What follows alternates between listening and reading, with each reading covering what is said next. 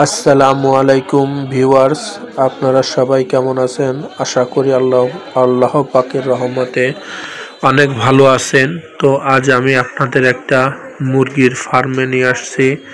আমার একটা রিলেটিভের মুরগির ফার্ম অনেক দিন যাবৎ বলতেছে একটু দেখার জন্য, তো কাজের ব্যস্ততার কারণে সময় পাই না। তো আজকে চলে আসলাম রাতের বেলা মুরগির ফার্ম দেখতে, তাই ভাবতেছি আপনাদের মাঝেও একটু শেয়ার করি। তো দেখেন, অনেক বড় বিশাল একটা মুরগির ফার্ম। এটা কক মুরগির ফার্ম। এখানে প্রায় 4000 মুরগি আছে, আবার কিছু ব্রয়লার মুরগিও আছে। তো দেখেন, অনেক বিশাল মুরগির ফার্ম। এখান থেকে প্রায় আশা করা যাচ্ছে 2 লক্ষ টাকা লাভ হবে। তো দেখেন, এই যে খাবার দেওয়া হচ্ছে মুরগিরে। তো মুরগি যখন পালন করা হয়, তো মুরগির ফার্মে টাইম টু টাইম খাবার, পানি, এগুলা, আলো বাতাস, তারপর গরম লাগে নাকি বা ঠান্ডা লাগে নাকি, এই জিনিসগুলা খুবই খেয়াল করা গুরুত্ব। না হলে একটু সামান্য ভুলের কারণে অনেক বড় দুর্ঘটনা ঘটতে পারে। তো আল্লাহর রহমতে আমার রিলেটিভের মুরগির ফার্ম অনেক ভালো হচ্ছে। তো দেখেন, অনেক সুস্থ মুরগিগুলা, সবে মাত্র 250-300 গ্রাম সাইজের হয়েছে। তো মিনিমাম 700-800 সাইজ হইলে এগুলো সেল করে দেওয়া হবে।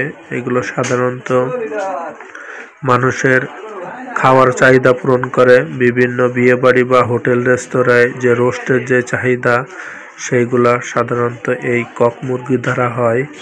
তো এগুলা কিছু ব্রয়লার মুরগির বাচ্চা আসছিল, তো সেগুলা পাশে পালতেছে। এগুলা নিজেদের খাওয়ার জন্য বলছে, আত্মীয় স্বজন ডেকে তারা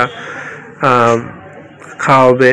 তো এই যে দেখেন, মুরগিগুলা বেশ সুস্থ, ফুরফুরা, স্বাভাবিক। আর সাধারণত যে মুরগিগুলা একটু অসুস্থ দেখা যায়, সেগুলা পাশে নিয়ে সেগুলোরে ট্রিটমেন্ট করানো হয়, সেগুলোরে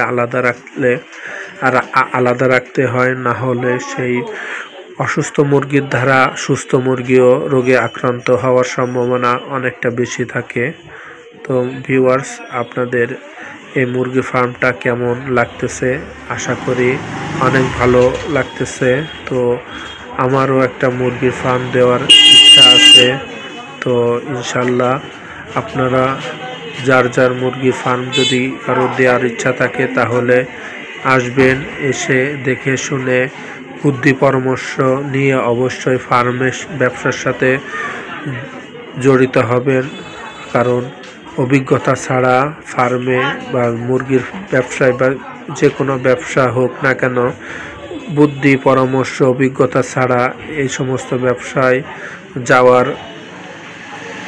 যাওয়াটা খুবই রিস্কজনক হয়ে থাকে। তো দেখেন, আশা করি বিশাল একটা ফার্ম দেখে আপনাদের অনেক ভালো লাগলো। তো ধন্যবাদ, আবারও একটা ভিডিওতে দেখা হবে।